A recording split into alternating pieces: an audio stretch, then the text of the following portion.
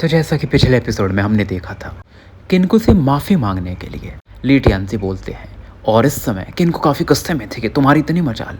तो गाइस मैं आज बैंगलोर ट्रैवल कर रहा हूँ, मैंने पीजी ढूंढ लिया यार, बहुत महंगा शहर है तो सपोर्ट थोड़ा ज़्यादा चाहिए, व्यूज़ व्यूज़ बढ़ाओ थोड़े, मेरे पैसे भी आए ताकि मैं वीडियोज़ और बना सकूँ। तो देखते हैं, रूम मैंने ऑनलाइन बुक किया कैसा रहता है, तो अच्छा रहा तो फिर कल से तुम्हें फिर वीडियोज़ मिलेंगी ही। खैर आगे बढ़ते हैं। किनको फ़िलहाल काफ़ी गुस्से में थी कि मैं एक जूनियर को, हेवनली एम्परर ली खानदान के जूनियर को माफ़ी मांगूं। और किन जोंग युआन इस दौरान बोलता है कि लिनियज चीफ टियानजी, लगता है कि आपको हमारे साथ कोऑपरेशन चाहिए नहीं। टियानजी बोलते यार तुम लोग बहुत मांग रहे हो किन खानदान वालों, और हम भी शायद कॉम्प्रोमाइज़ नहीं कर पाएंगे। और जोंग युआन को लगता है फिर ये बोलता भी है ली टियानजी को, तुम्हें लगता है कि तुम 6 ग्रेड के ट्रांसेंडेंट पा करके अपना काम आसान कर सकते हो। ली टियानजी स्माइल करते हैं, तुम सही समझ रहे हो, क्योंकि ये पिनाकल ड्यूक्स हैं, टॉप में भी टॉप लेवल के हैं, शायद किंग लेवल के नीचे इनसे तगड़ा कोई नहीं होगा। हालांकि जंगवान फिर भी बोलता है कि तुम्हें क्या लगता है कि बिना किन्हीं के फॉर्मेशन के ये दो अकेले क्या कर पाएंगे, क्योंकि अगर स्टिगियन रेन को पूरी तरह से रोकना है तो इन्हें भी सपोर्ट लगेगा बाकी बंदों का, और बाकी बंदे कैसे आगे बढ़ेंगे तुम्हारे खानदान के। टियान से फिर भी बोलते देखो हम कोऑपरेट तो करना चाहते हैं जोंग युआन पैलेस मास्टर, लेकिन आप क्योंकि आपको लालच ज़्यादा है तो हम क्या ही कर सकते हैं। हाँ अगर आप हमें 70% दे दो, 30% आप रख लो तो भी हम मान जाएंगे। मतलब सीधा सीधा ली टियानजी ने पासा पलट दिया था। पहले कैसा था कि ये लोग 70% मांग रहे थे किन खानदान के, लेकिन अब इन्होंने उल्टा कर दिया, तो अब लग रहा था कि नेगोशिएशन नहीं हो पाएगा। तो इस समय किन्नी जिसने कि अभी तक एक भी शब्द नहीं बोला था, फाइनली अपने कमरे से बाहर आती, लीलू के पास से जब गुजर रही थी थोड़े समय के लिए रुकती, लीलू भी इसके सुंदर चेहरे की तरफ देखते। मतलब लीलू जानता था देखो जितने भी लोगों से मिला है ना, उसमें बहुत कम ही लोग होंगे जो किन्नी से अच्छे होंगे, जैसे जियांग किंग हो गई। और लीलू का इससे कोई दुश्मनी नहीं था, मैटर वो था कि रिलेशन अब कॉम्प्लिकेटेड हो चुका था किन लियान के प्रॉब्लम की वजह से, और वो मर भी चुकी है लीलू और जियांग किंग के ही हाथों। लीलू फिर भी स्माइल देता और कहता है लेडी किन्नी बहुत समय हो गया ना। किन्नी देखती लीलू की तरफ, फिर एकदम कोल्ड लुक देती और कहती मैं तुमसे मिल लूंगी, मेरे माँ का जो कर्ज उतारना है, अभी नहीं तो बाद में। लीलू फिर कहता है लेडी किन्नी मेरी वाइफ भी यहाँ पर है, तो थोड़ा सोच समझ के बोलो। क्योंकि देखो लीलू ने जब उससे हाथ तो मिलाया था तो उसने क्या किया था, इस बंदे ने एक छोटा सा ब्लू वाटर का ड्रॉपलेट, बूंद बोल सकते, लीलू के हाथ पे किन्नी ने रख दिया था। और ये बूंद ना मतलब भाप में बोल दो या कुछ में बदल जाता है एक वर्ड में, जो कि लीलू को माइंड में एंटर करता है। और लिखा हुआ था कि नॉर्थ किन सिटी के साउथ में 100 माइल की दूरी पर एक लेक है, मतलब जो भी इन्फॉर्मेशन था। तो फिलहाल रात का समय होता है और लीलू वहीं पर पहुंचता है जहां पर पहले से किन्नी बैठी हुई थी। लीलू अभी भी मजे लेने के मूड में था और कहता है ऐसा तो नहीं कि खानदान किन जो है मुझे एक सुंदर लड़की के साथ ट्रैप करना चाहते हैं। किन्नी पलटती और कहते तुम्हारे पास पहले से वाइफ है और वो बहुत ही सुंदर है, बॉडी हो या टेम्परामेंट हो, तुम्हारे पर यह तरकीब तो काम नहीं करेगा। अब क्योंकि तुम यहाँ पर आए हो तो तुम्हें नहीं लगता है कि हेवनली एम्परर किन का खानदान तुम पर एम्बुश कर सकता है, क्योंकि तुम एक तरह से खतरा बन रहे हो हमारे खानदान के लिए। लीलू कहता है अरे मेरी मम्मी और 2 लिनियर चीफ आसपास ही हैं। किन्नी कहती है मुझे लगा तुम महान, मतलब काफी बहादुर हो गए हो। बट लीलू कहता है देखो यार मैं बहादुर या कुछ भी हूँ, लेकिन मैं सावधान हमेशा रहता हूँ। अब मैं किन खानदान के टेरिटरी के पास में आ रहा हूँ कि आपके पैलेस मास्टर भी हो सकते हैं, बहुत लोग हो सकते हैं, तो मुझे सावधान तो रहना पड़ेगा। और ये कहता है आपने मुझे यहाँ पर इनवाइट क्यों किया है ये सब बताइए। अब किन्नी जो थी ना एग्जैक्ट टैबलेट जो था लीलू की तरफ ट्रांसफर करती है, पूरा इन्फॉर्मेशन लीलू के माइंड में एंटर कर जाता है। और ये इन्फॉर्मेशन पढ़ के लीलू भी शॉक्ड हो जाता है, क्योंकि ये था evil cleansing spring rain formation. मतलब फॉर्मेशन कैसे बनाया गया है, इसी फॉर्मेशन की वजह से तो किन खानदान मतलब ली खानदान के साथ नेगोशिएट करना चाहता था, स्टिगियन रेन को काउंटर करने का ये तरीका था। और फिर ये कहती ये फॉर्मेशन मैंने ही बनाया। लीलू फिर भी कहता है यार मुझ पे दया दिखा रहे हो, मेरी बीवी दूर से मुझे देख रही है। किन्नी कहती तुम्हारी चमड़ी सुधरेगी नहीं, तुम काफी मोटी चमड़ी के हो। अब लीलू कहता आपने मुझे इतना अच्छा गिफ्ट दिया है इसीलिए ना कि मैं बहुत अट्रैक्टिव हूँ। अब ये सुनकर के किन्नी बोलती है ये फॉर्मेशन बस मैं ही कल्टीवेट कर सकती हूँ, क्योंकि इसे कल्टीवेट करने के लिए ना 9th ग्रेड का रेन और वाटर रेजोनेंस होना जरूरी है। फॉर्मेशन का तरीका है तुम्हारे पास, लेकिन तुम इसे एक्टिवेट नहीं कर पाओगे जैसे मैं कर सकती हूँ। लीलू इस टैबलेट को इसकी तरफ फेंकने वाला था, तभी पूछ लेता फिर तुमने ये फालतू का चीज़ मुझे क्यों दिया। तो ये बताती है किन्नी कि देखो अगर ये तुम फॉर्मेशन देते हो ना लिनियर चीफ ली केनियन को, क्योंकि उनका फॉर्मेशन का नॉलेज बहुत तगड़ा है, तो इसको बेस मान करके वो कुछ ऐसा ही फॉर्मेशन बना सकती है।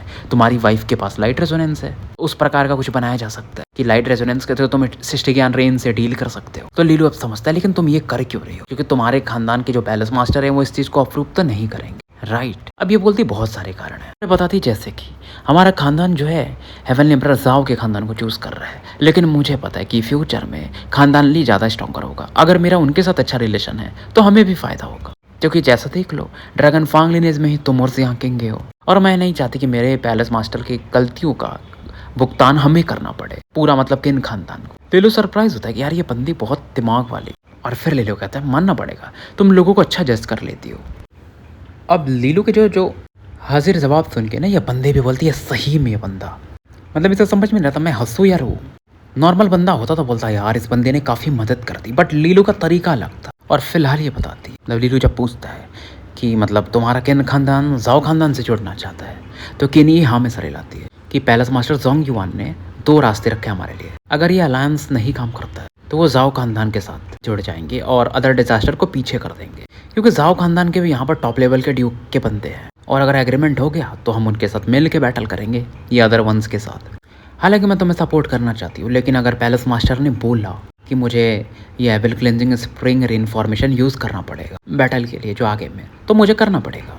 बट लीलू ये सोच रहा था कि जो मतलब जाओ खानदान का टेरिटरी है ना वो थोड़ा दूर है ली खानदान से और किन खानदान से, फिर भी ये लोग उन्हें बुला रहे हैं। और अगर वो लोग इस न्यूट्रल जोन में आ गए तो फ्यूचर में माहौल काफ़ी क्योटिक होगा। और ये बोलते देखो तुम लोग वैसे भी 6 ग्रेड के ट्रांसेंडेंट बन चुके हो, और जैसे ही अगर तुम जल्दी फ्यूचर में ट्रू ट्रांसेंडेंटल बन गए, मतलब 7th ग्रेड पे पहुंच गए, तो तुम्हारे खानदान का स्ट्रेंथ बढ़ जाएगा, तो तुम लोग खतरा बन सकते हो। अब लीलू कहता है जब तुम लोगों को सब पता ही है कि हम लोग स्ट्रांग हैं तो हमारे साथ काम कर लो।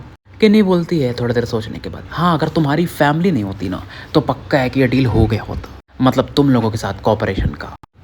और ये बोलती तुम्हें क्या लगता है तुम मेरी जगह होते तो तुम क्या मतलब कॉपरेट करते, क्योंकि बात इसका भी सही है ना, इसकी माँ को मारा है लीलू ने, फिर भी ये बंदी इन इमोशन से ऊपर उठ पा रही है। लीलू बोलता है तुमने देखा था तुम्हारी माँ ने क्या किया था, अगर नहीं मारा होता उन्हें तो वो सबको ख़त्म कर देती, इवन तुम्हारे किन खानदान के भी लोग नहीं बचते, तो हर एक चीज़ मुझ पर ब्लेम नहीं डाल सकती तुम। ये बंदी बोलती है लीलू मैं समझती हूँ तुम्हारा लॉजिक सही है, लेकिन इमोशन नाम की भी चीज़ होती है ना, मैं अपनी माँ को खोई हूँ। लीलू थोड़ी देर शांत रहता और बोलता है अगर तुम्हें ऐसा लगता है तो एक दिन अगर तुम्हें लगे तो रिवेंज लेने आ जाना। अब केनी बात बदल लेते कि उम्मीद है कि तुम इसके एक नए वर्जन के पास के साथ आ सकोगे, ये जो एविल क्लेंजिंग फॉर्मेशन है, क्योंकि जब हमारे अटैक स्टार्ट होंगे तो देखना पड़ेगा कौन ज़्यादा स्ट्रॉन्गर है, मतलब जो जल्दी अदर वन के टाइड को पीछे फेंक देगा, ख़त्म कर देगा, उसको ज़्यादा एरिया मिलेगा। लीलू कहता है ज़रूर, और उसके बाद केनी यहाँ से निकल जाती। इधर जियांग किंग यहाँ पर प्रकट होती। जियांग किंग कहती यार मानना पड़ेगा सुंदरता काफ़ी काम की चीज़ है। लीलू बोलता है लेकिन मुझे इससे फ़र्क नहीं पड़ता। तभी ये बंदी बोलती है जियांग किंग मैं तुम्हारी सुंदरता की बात कर रही हूँ, गुड लुक्स के। लीलू बोलता है हाँ वो तो है, मैं थोड़ा चार्मिंग हूँ, तुम्हें तो पता ही है। अब इसके बाद ये लोग उस तरफ पड़ जाते हैं जहाँ पर 3 लोग वेट कर रहे थे, टान टाइलान, ली टियानजी और ली केनिंग। अब लीलू तुरंत ये फॉर्मेशन ली केनिंग को दे देता है। ये देख कर के ना टानटाई भी कहती है कि यार ये बंदी थोड़ी अच्छी है, मतलब अपने माँ से तो बहुत बेहतर है, काफ़ी स्मार्ट है।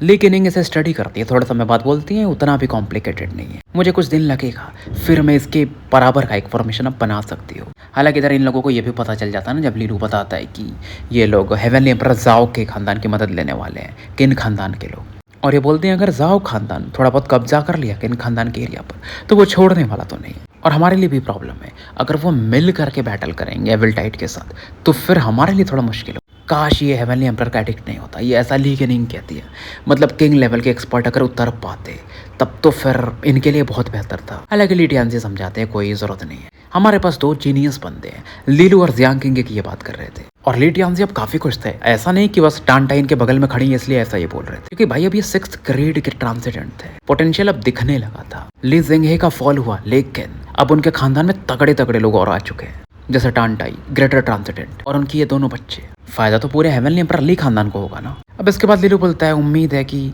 इस मैटर को ख़त्म करने के बाद मैं और sister king eastern divine continent के जिया किंगडम में जाना चाहते हैं, जो मेरा बर्थ प्लेस भी, वहाँ पर भी कुछ इश्यूज है अदर वंस के, हम उसे रिजॉल्व करना चाहते हैं। ली टियानजी जब ये सुनते हैं तो उन्हें लगा नहीं था कि लीलू कुछ ऐसा रिक्वेस्ट करेगा, क्योंकि देखो यार जिया किंगडम यहाँ से काफ़ी दूर है। हालांकि अब लीलू का स्टेटस भी अलग है और फिर ये कहते हैं हाँ ठीक है, अगर यहाँ का इशू रिजॉल्व हो जाता है तो हम डिस्कस कर सकते हैं इन चीज़ों को बाकी चीफ्स के साथ भी। लीलू इन्हें थैंक्स बोलता है, क्योंकि अगर टीम जाती है तो फिर लीलू के लिए भी आसान होगा जिया किंगडम के मैटर को रिजॉल्व करना। और मन ही मन सोचता है कि ओल्ड मैन पांग बस थोड़ा और वेट कर लीजिएगा। तो देखो जो डिस्कशन होना था इनका किन खानदान के साथ वो हो चुका था, तो ये लोग फिलहाल अपने गॉड रिवर सिटी वापस आ चुके थे और ली टियानजी इस दौरान अब अपनी आर्मी को बोलते हैं कि तैयार हो जाओ।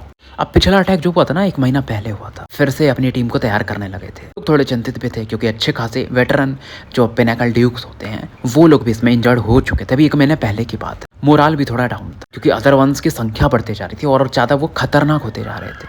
अब लेकिन देखो ये कमांड था ली टियानजी की तरफ से, तो ये लोग क्या ही कर सकते हैं, फॉलो तो करना पड़ेगा, चाहे अंदर से इच्छा हो या न हो। इवन जो ड्यूक इन लोगों ने हायर किया था बाहर से, वो लोग भी अब क्या ही कर सकते थे, अंदर से नेगेटिविटी भरी थी बट बोल नहीं सकते थे। इन्हें तो ऐसा भी लगता है काश हम लोगों ने केन खानदान को ज्वाइन किया होता, क्योंकि उनके पास एक तरीका भी है स्टिगियन रेन को कैसे डील करना है। पर तभी उस दौरान जो ये हेवनली एम्परर ली खानदान के जो सोल्जर्स वगैरह थे, उनमें एक न्यूज़ फैलता कि केन खानदान और जाओ खानदान मिल करके बैटल करने वाले। और इवन केन खानदान अब तो रिक्रूटमेंट भी ऑर्डर जारी कर चुका है कि जितने भी स्ट्रॉन्ग लेवल के ड्यूक चाहते हमें ज्वाइन करना कर सकते हैं। कंडीशन भी वो लोग थोड़े अच्छे खासे दे रहे थे। अब भाई जो ली खानदान के लोग थे वो और समझने लगते हैं कि मैटर बड़ा हो रहा है। इनकी तरफ जो कुछ लोग हायर होके आए थे उन्हें भी लग रहा था यार, और दिख तो यही रहा था ना कि जो केन खानदान है वो अब अच्छी स्थिति में है।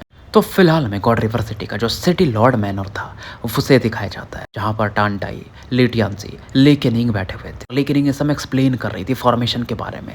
टांटाई और इवन लीलू भी यहाँ पर बैठा हुआ था, जो उसे बताती कि केनी का जो ये फॉर्मेशन है ना, वो वाटर और रेन रेजोनेंस पर डिपेंड करता है। बहुत सारे ड्यूक लेवल भी उसको सपोर्ट करते हैं। ये एक अपना स्प्रिंग रेन बना देते हैं जो कि स्टिगियन रेन को काउंटर कर देता है, और उसका जो इरोडिंग इफेक्ट है, गलाने का क्षमता है, उससे कम कर देता है। और फिर इसका जो पावर है, इनके सोल्जर्स का पावर भी बढ़ाता है, जो रेन के अंदर होती है ना हीलिंग कैपेबिलिटी। अब देखो केनी के पास तगड़ा चीज़ है, क्योंकि उसके पास सैक्रेड सीड भी है वाटर वाला। एक तो उसका जो उसकी सहायता से उसका जो वाटर रेजोनेंस होता है पर 9th ग्रेड पे पहुंच जाता है। और तभी लीलू बोलता है, सीनियर चीफ ली केनिंग, आप एक मिस्टेक कर रही है कि हाँ, ऐसा नहीं, इनको क्या लगता है कि हमारे पास कोई भी अपर 9th ग्रेड का रेजोनेंस नहीं है। तो लीलू बताता है कि नहीं, सिस्टर किंग का लाइट रेजोनेंस एक जो है वो अपर 9th ग्रेड पे पहुंच चुका है। और जियांग किंग के इस दौरान उसका थर्ड आई में क्रैक सा होता है और वो क्रिस्टल कोर वाली और दिखा देती है, जैसे देख करके लोग और खुश हो जाते हैं।